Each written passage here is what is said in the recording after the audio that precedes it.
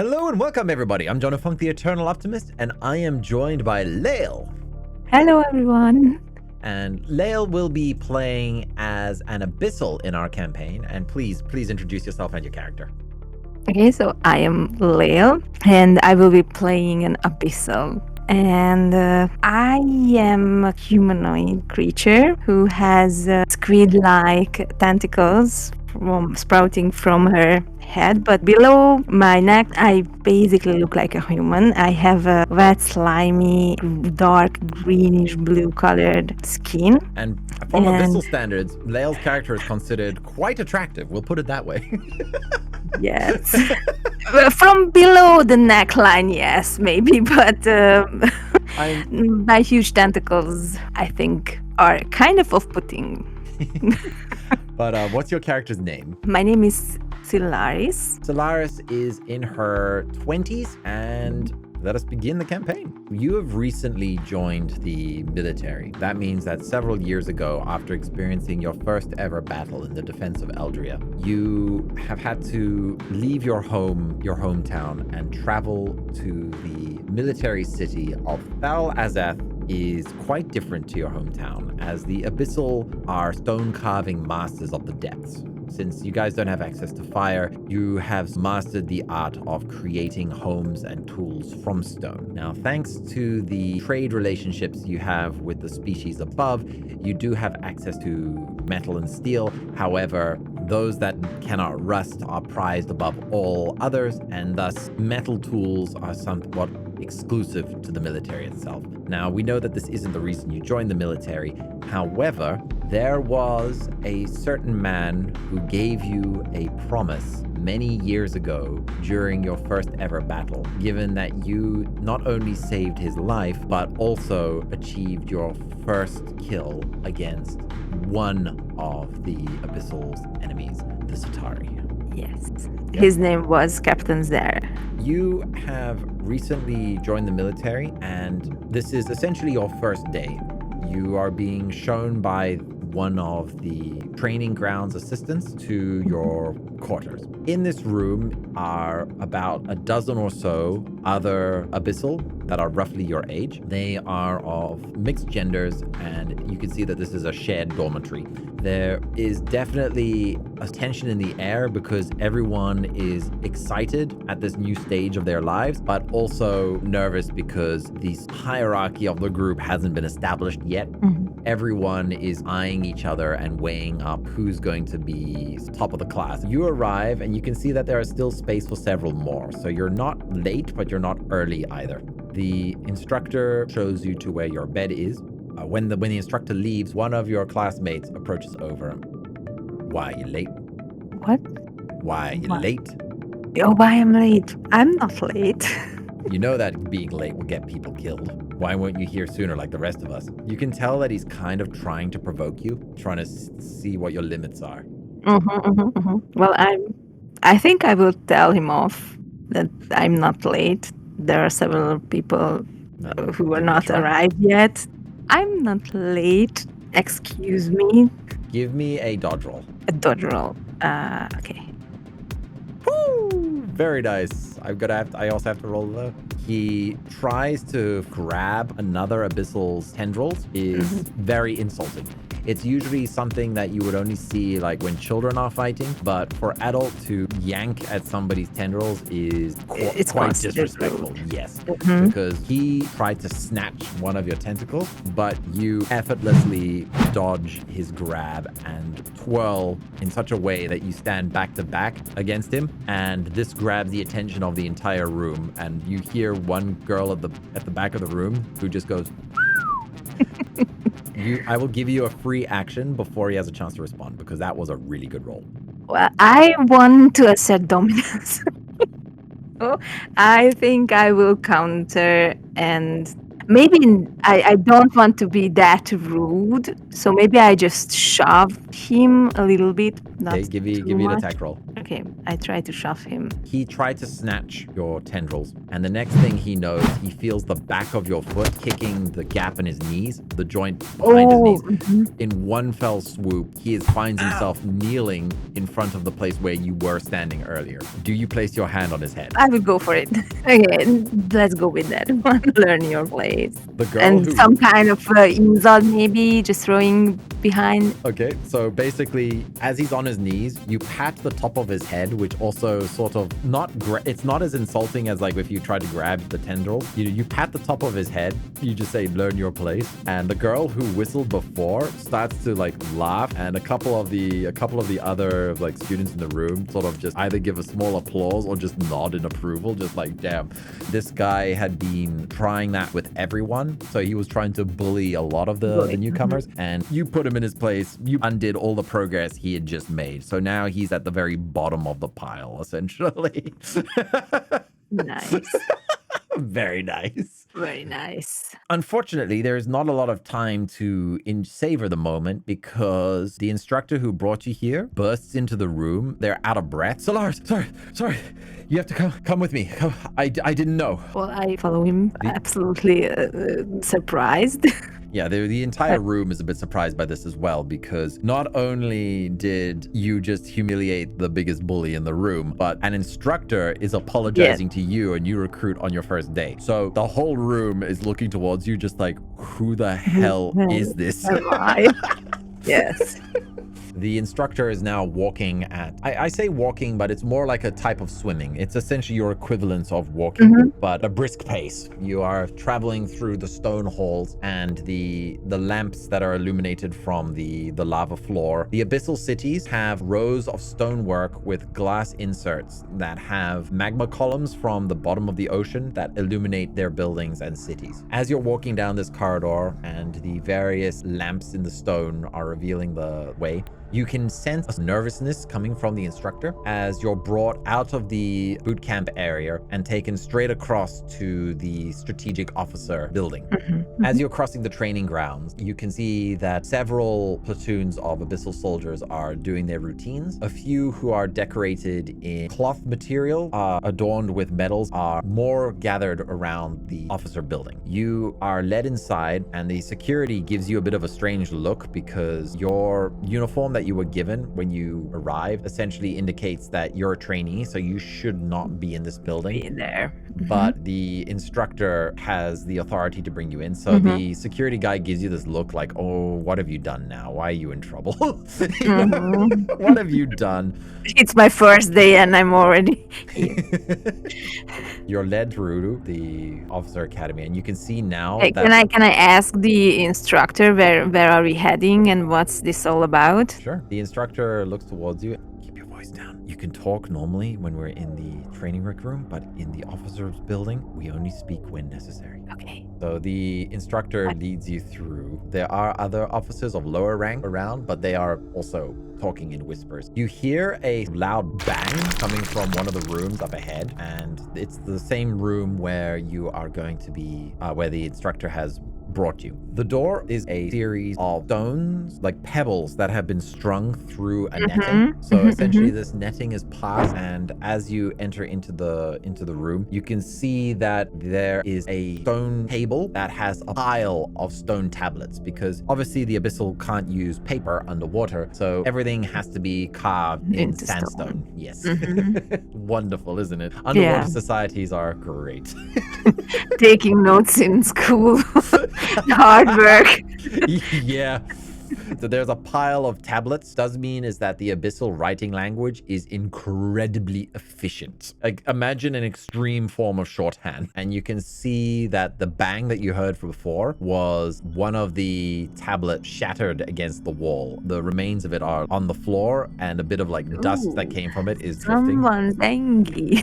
When you enter the room, you see an old face that you remember. It was Captain Zer. The scar from the wound of the Centaur that you and him fought still can be seen along his sort of exposed shoulder. He took a harpoon to his right shoulder first, and then the second harpoon shot hit his belly. He looks at you and he goes, Sylaris, it has been far too long, as he comes across the room and he offers you a handshake. Yeah, I definitely shake his hand. As you shake his hand, he pulls you in and gives you a hug with a pat on the back. The instructor is very surprised by this. Well, I'm just surprised. I'm not saying anything. I'm just really surprised. I mean, I don't hug him back, so it's kind of awkward. Try to process everything. Captain there? You see the instructor next to you freaking out, being like, no. It's Commander Zur now. I ask you not to put your hands on our new trainees. I will have to take you to HR if you keep this up. Commander Zur bursts out into a laughter, like almost impressed by the newfound courage that the instructor had. You get the sense that the two of them are sort of on friendly terms, so the threat of basically reporting him for giving you a hug is more of just a joke, but at the same time, he also lets go of you, walks back towards his desk. You've just learned that he actually got promoted in the years since you saw him. Mm-hmm. Can I speak now? Or? Yes, you can. I can. Okay, so Captain, sorry, Commander there. As I promised you, I came for my sword. Straight to business, I Straight to business, yes. Straight to business, he says as he... Man, Riley really knows how to raise them, huh? He was talking to himself as he mentions your father. He says, how many years has it been since your old man was sent on that mission? You realize that your father was sent on a mission to Tidebreaker Fort. You don't know the details of it, but your father did tell you that he was part of a long-term mission involving Tidebreaker Fort. Your dad has been away for quite a few years now, but Commander Zur is asking this in a roundabout way, finding out how you feel about your father being away from home for so long. You can choose to ignore this probe of information, or you can embrace it. What do you mean by ignore this information? Politically, he doesn't want to be seen as playing favorites with you, but he also he has a soft spot for you given the history that the two of you have and your father. So he wants to know how you feel about your father being away in such a way that the instructor won't pick up on this. Well, I also kind of like him. We have history, so I will glance. I'm glancing towards the instructor, whether he's inspecting what I'm saying or closely, or he's just not really paying attention. And I don't know if I can get away with telling something more. So he asks you the question, and he can see that you're struggling to come up with an answer. He becomes aware of the many possibilities of why you don't want to answer that straight away. And he takes this opportunity to take charge, and he sort of looks at the instructor. You know you're going to be late for the new trainees, and that'll set a bad impression on the rest of them. The instructor suddenly realizes that yes, he is actually late because he was supposed to deliver all the new trainees and then start their introductions, but then he got told to bring you here. So the instructor looks at the two of you and realizes that he can't actually fight anymore to stay here, so he bows a bit and then leaves the room. Commander Zur just breathes, lets out a sigh of relief and just is like, I thought he'd never leave. Me too. Thank you for Hopefully you'll get used to coming to this building. And I mean that in a good way, not in the punishment kind of way, but I have high expectations for you.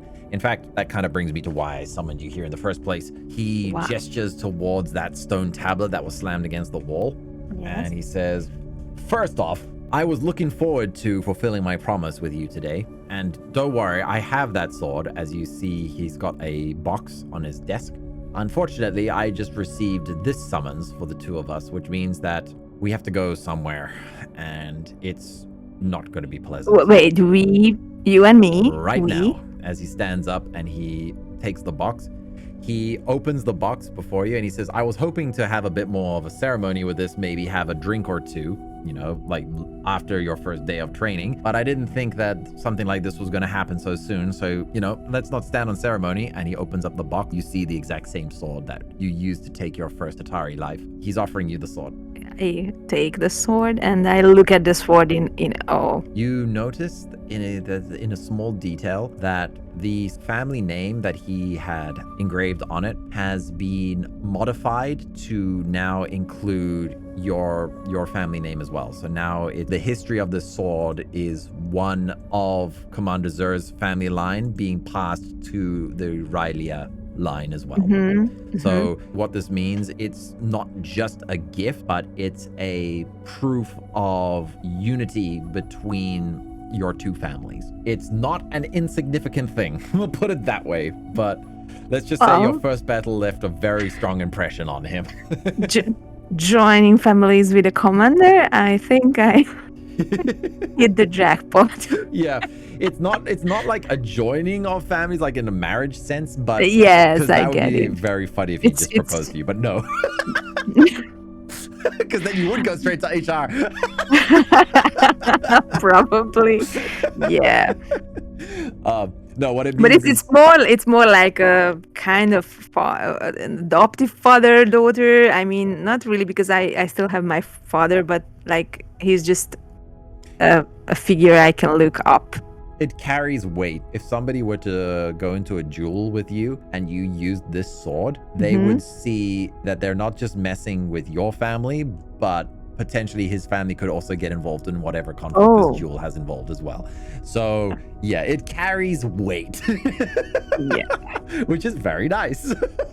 Nice, but it comes with more responsibility, because if I do something wrong, then I think it can smear their name as well. Exactly. So. Oh my God, what did I do? Well, I just wanted a sword. A nice sword. You left a good impression on him.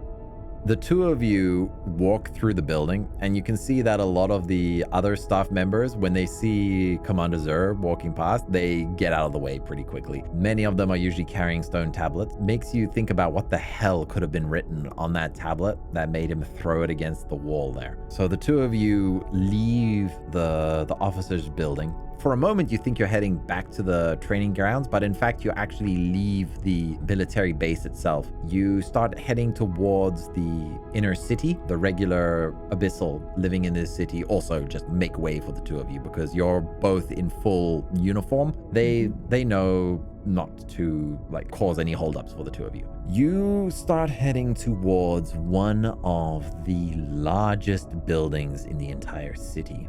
Even though this is your first day in the city, you can immediately tell that it's a building of significance. Commander Zur looks at you. When you're with me, you don't have to worry about anyone else telling you what to do. However, when we're in front of the lords, you can only speak when spoken to. All right, got it. I wanted to ask him where we are going and ask him for more information. Give me a charisma roll. It's a 6. He says, don't worry, in all time, all things will be revealed, but it seems that a certain game is being played. Somebody is trying to mess around with my pieces. Looks at your sword and you as well.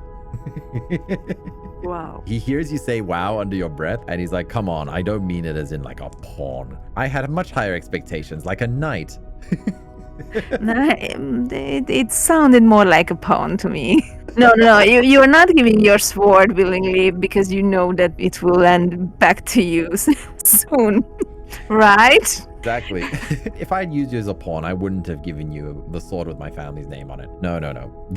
He pauses for a moment before the two of you enter into the Tower of Lords. Look, I know that you come from Eldra and that your father and your family just had simple orders and simple things to deal with. When it comes to the games that are played between the Lords and the Empress, this is on another matter entirely. Unfortunately, it seems that I'm not the only one who's noticed your talent during that battle. So, yes, but I'm just a new recruit. I'm really not anyone of importance, so I'm not getting why we are getting there.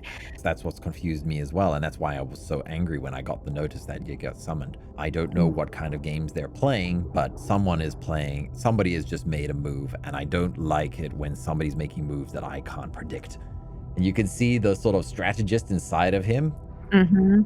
His pride is a bit wounded that somebody maneuvered in a way that he didn't expect. He didn't expect this to catch him off guard. But you surely have some kind of idea what to expect when we are inside. He suspects the impacts of the mission that your father is on may be a potential reason for what is happening here. Whatever is happening at Tidebreaker Fort might be related to this. However, another potential reason is that because you were such a standout fighter in that battle when you were a teenager, your presence has been noted down by one of the lords, and that they could have been waiting for the day that you joined to also have something planned for you. So it could have been just coincidental that both a lord and you and him had their eye on you. I mean, for him it was more obvious because of the direct connection, but it seems like the lords get a lot of information about what's going on. And that is all he has time to say, because two of you, as you enter, you can see that the security around this building has many eyes. Oh, great.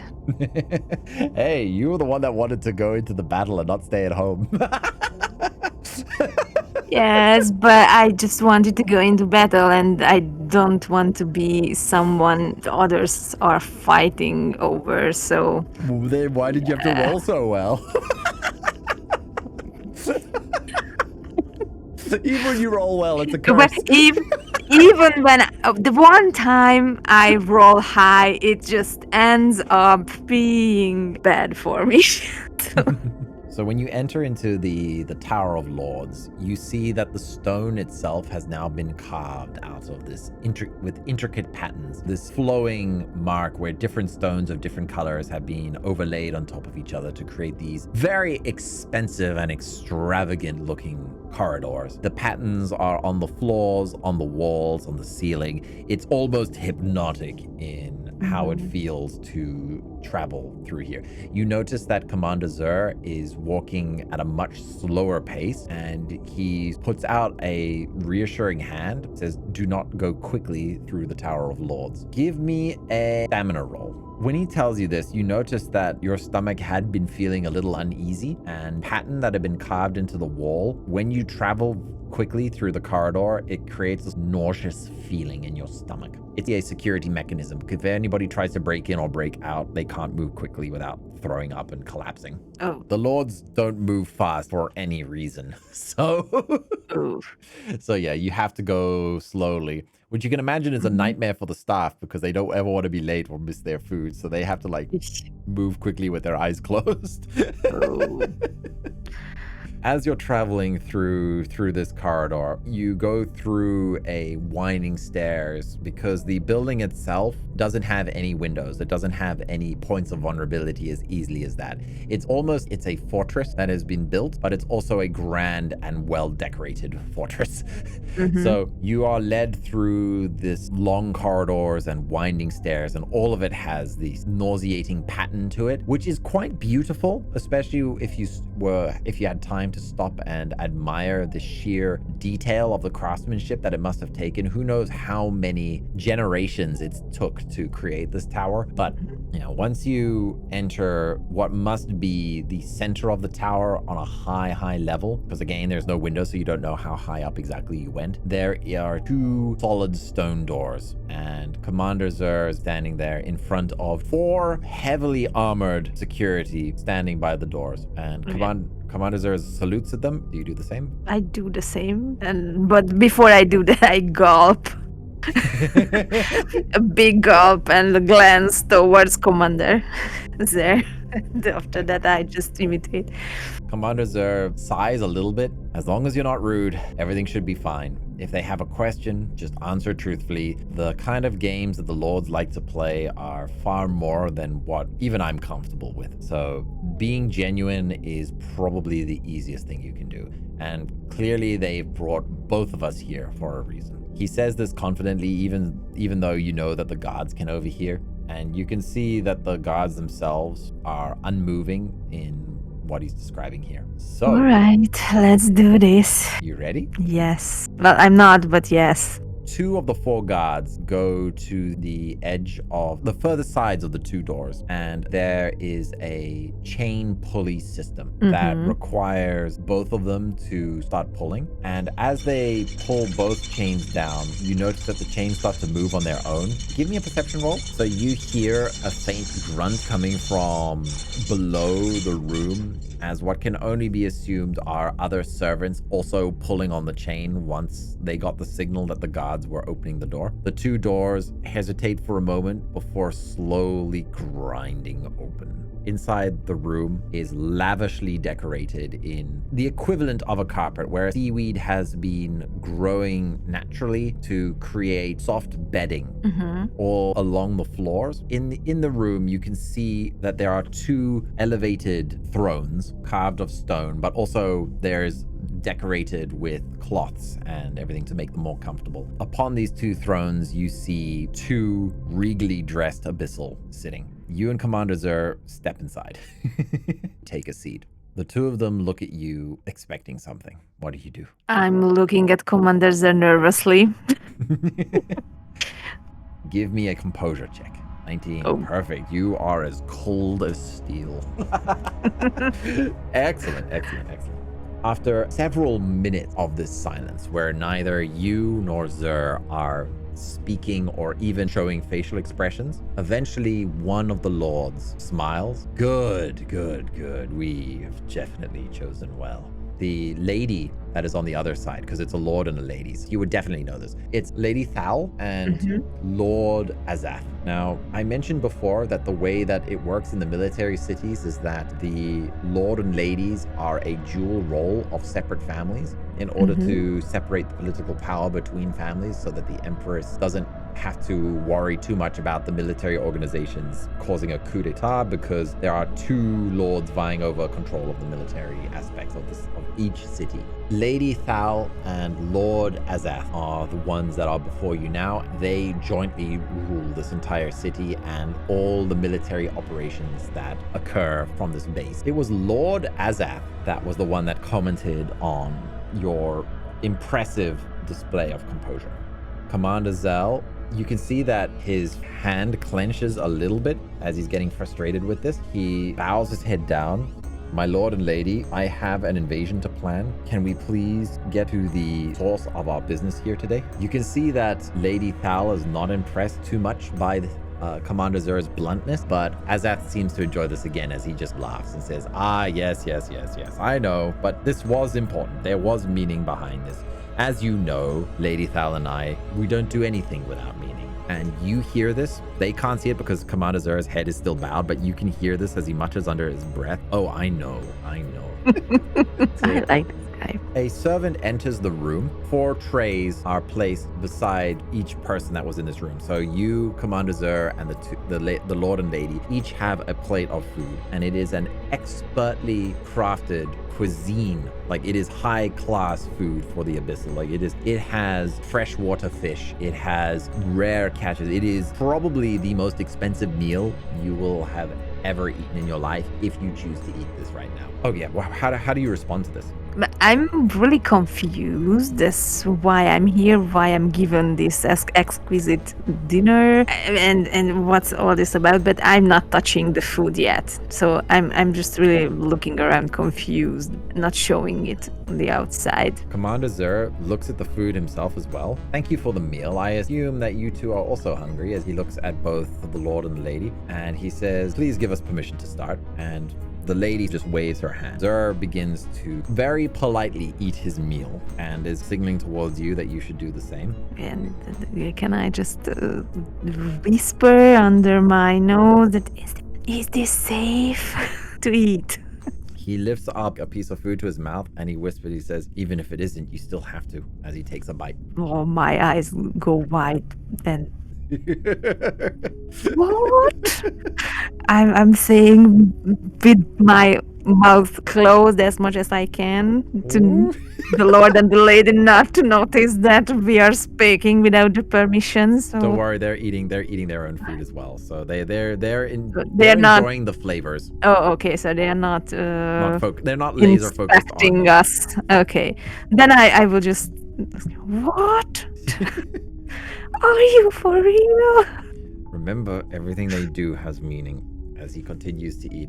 But what if they are trying to poison you? Yes, it is poisoned. Sorry. The thing is, because you predicted this, I am going to give you got to give me an intelligence roll here.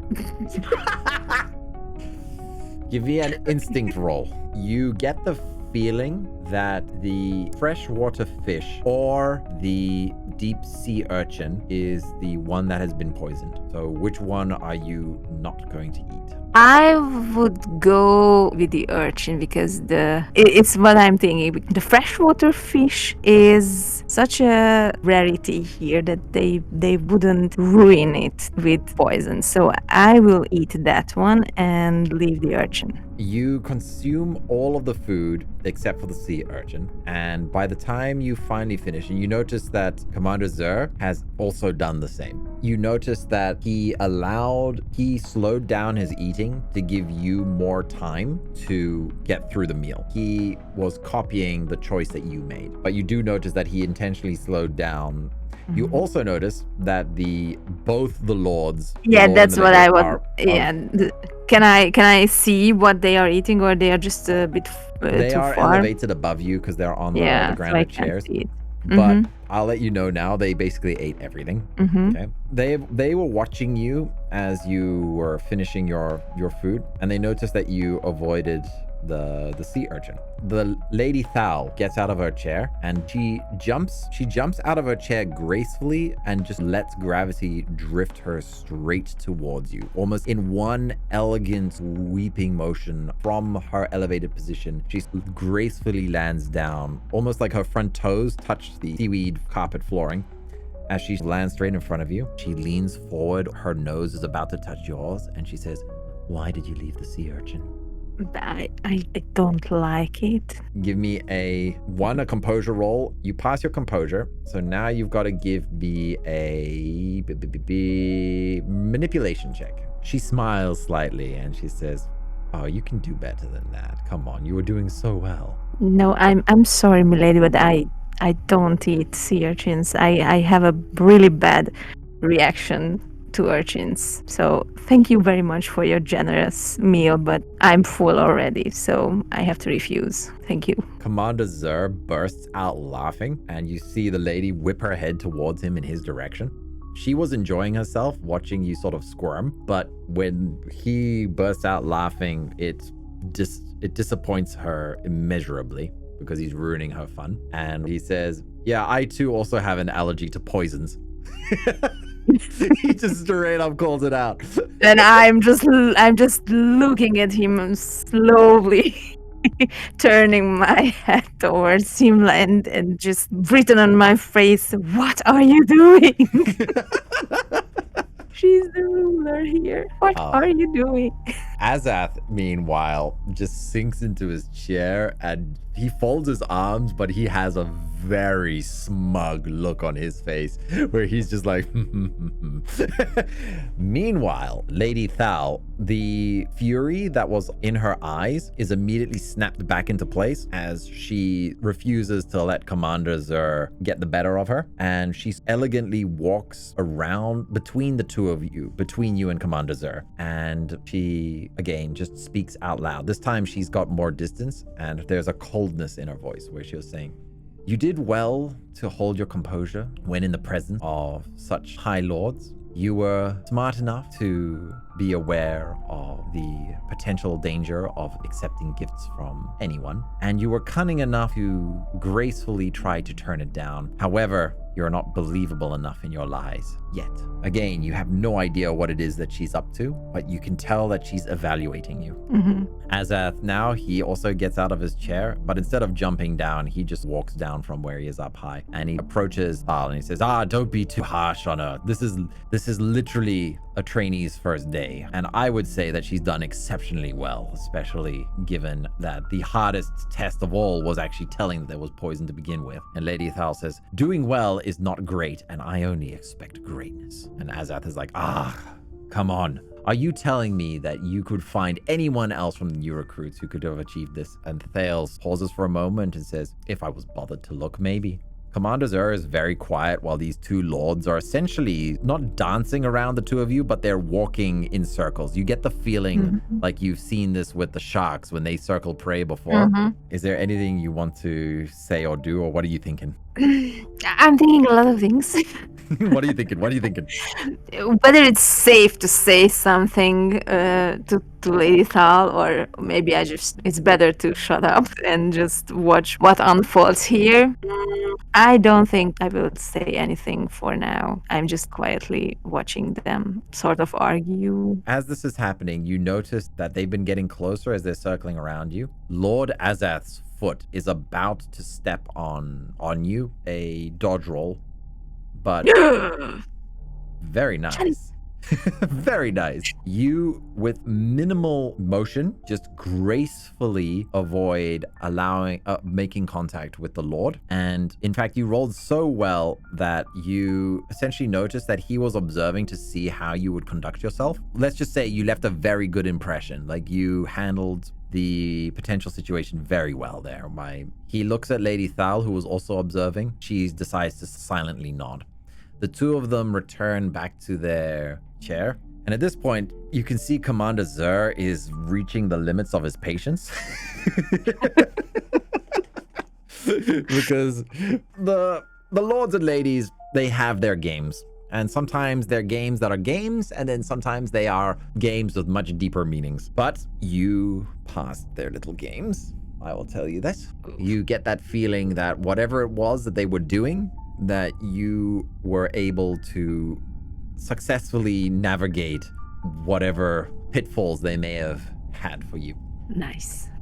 But I don't know yet whether I should be happy or bothered by this. No, that's perfectly fine.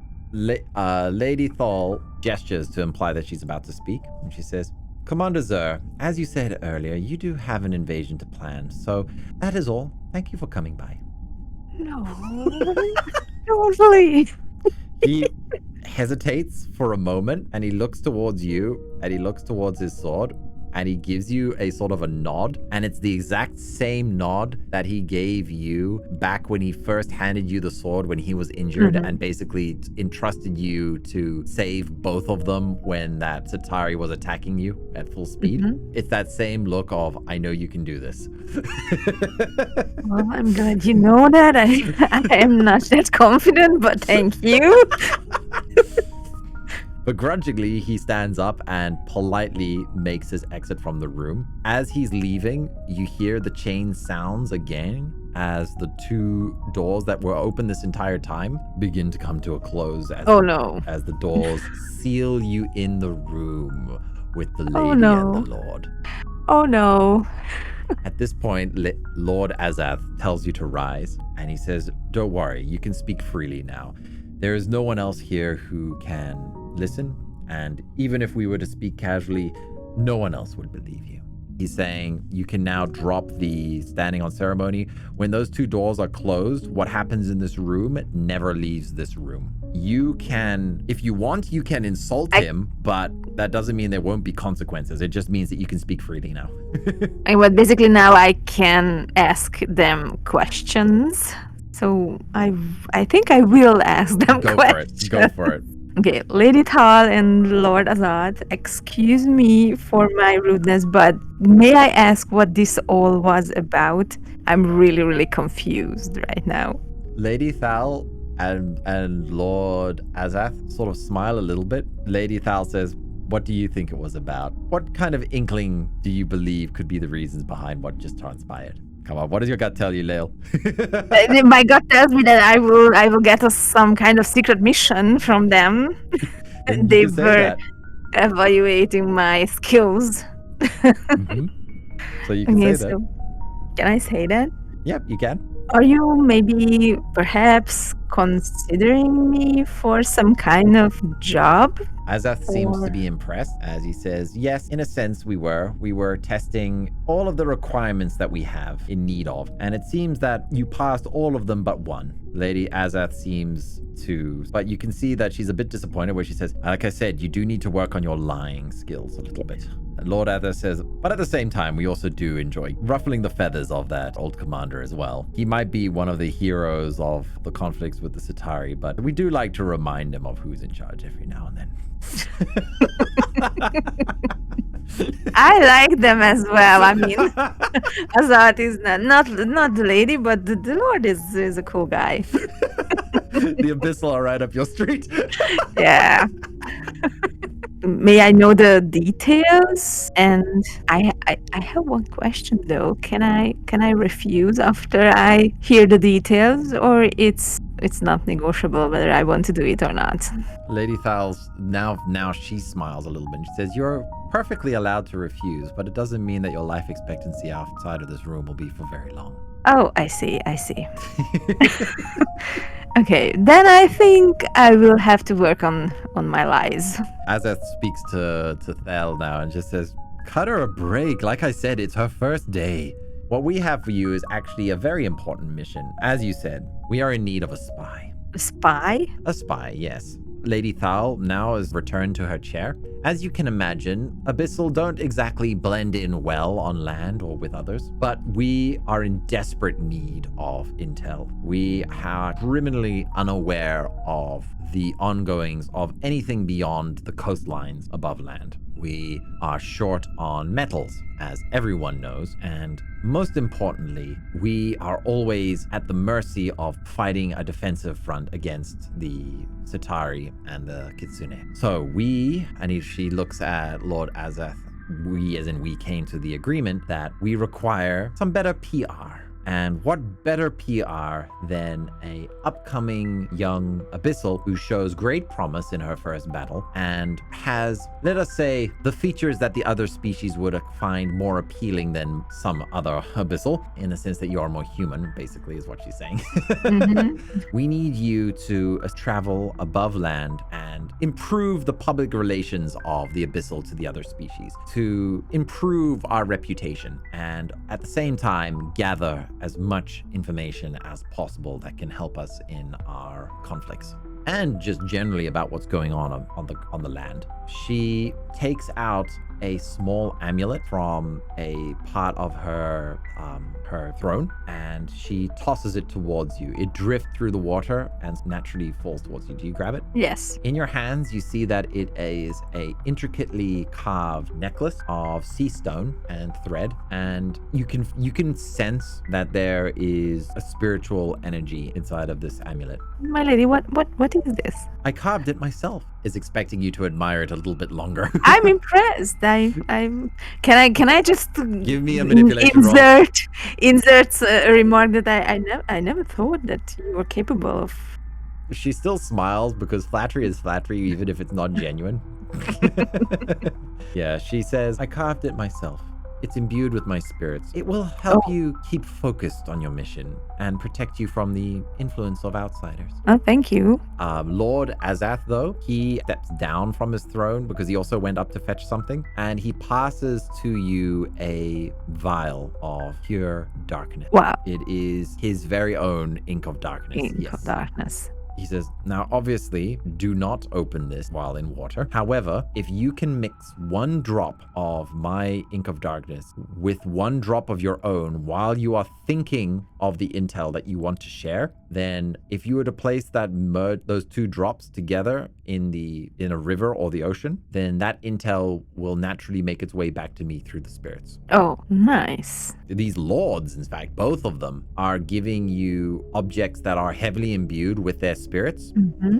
And as we know, spirits are sort of the embers of the soul, and all spirits are traveling around the world like as wild spirits. So the fact that they are entrusting you with objects that are deeply connected to their very being is, again, of high significance, because if in the hands of the right magic user, they could potentially track down this lady and lord if with the right knowledge and spells. Oh, I just bow my head and I thank them. The lord and lady seem to be happy with their job. They take their seats once again, and they said, "Okay, we will update you now on what the current ongoings are. As you may have heard rumors, something in the ocean has been eliminating abyssal towns over the past hundreds of years. We don't know who or what it is, or if it is even they or a thing, but the abyssal towns have slowly been eradicated over the past few hundred years, and that is why almost all of our citizens have migrated to the cities. That is why we live in clusters, because we don't know exactly what it is that has been eliminating the towns. And whenever it does happen, it's the entire entire town, and heaven help us if it's an entire city that disappears next. The Kitsune front has been stagnant as always. It's a Cold War conflict. We continue to send out our songs, but it seems to not be having the effect that we wish it would. And lastly, the Satari and Kelpie alliance, their fleets have been unusually quiet this year. We have had far less raids and even fewer of their floating cities passing by our territory. We don't know if they've discovered a new route or not, but this is concerning. So maybe they are accumulating their forces for something big, and that's why the attacks were sparser than usual? Potentially, but there is also one final piece of information, and the most disturbing as well. Oh, there's more? Okay, I'm listening. Yes. A disturbing rumor has reached our ears that a devil was spotted in Tidebreaker Fort boarding one of the Satari and Kelpie vessels. We don't know what they are planned with this devil, or if this devil is simply passing through, but nothing good comes from working with a devil, and we want to know why. Okay.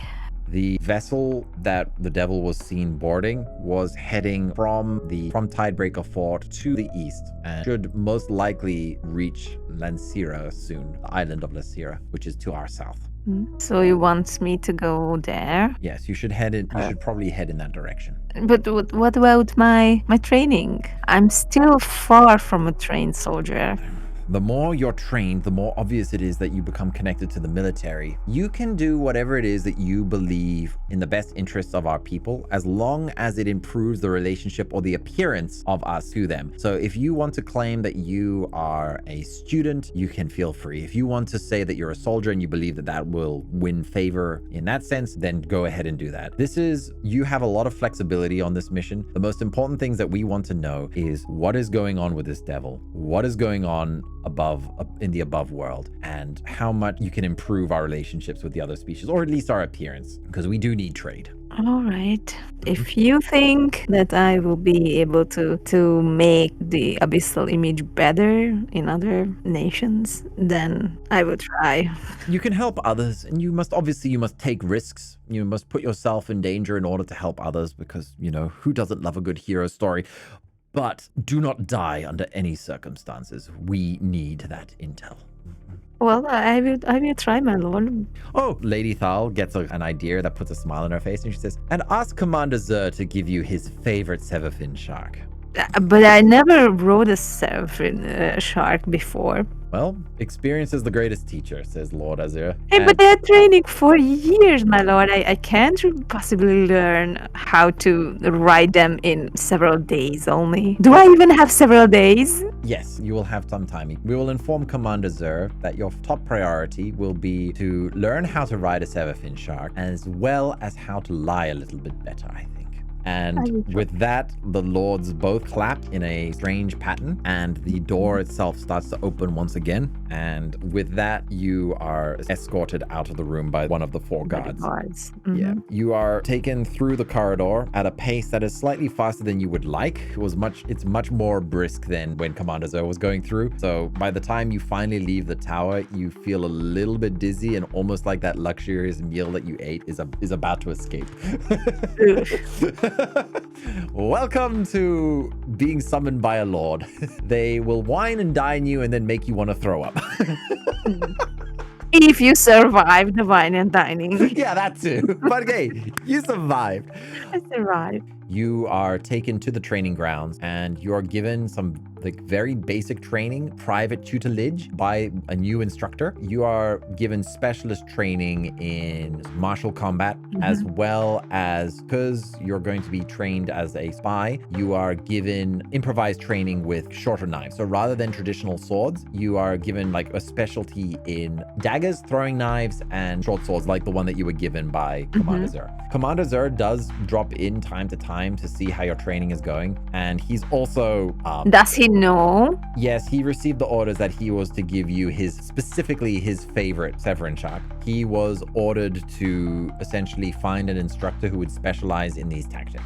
you are going to be given a bonus to lies, and you now have a special in dagger combat, throwing skill that you have. Yes, so you are trained up on how to ride a Severin shark. Don't worry about adding this to your skill set. It basically means you won't get a penalty when riding it. Okay. Commander Zur is a bit unhappy to see his favorite mount leave, but there's nothing you can do. When the orders come through that you have to go, you have to go. You set sail, and this is you using your training to try and find Lensira, but it's very hard. It's a huge distance, even from the city, and they said that it was close by. It's still like a 500-kilometer journey, open ocean. So you're trying to use the stars at night to navigate. You're trying to catch natural fish as for food and whatnot, but it's a long journey. And as you're traveling, give me a perception check. Plus 14. As you're traveling, you notice that there is a storm that was in the distance, and you are quite relieved to know that storm is dissipating at this point and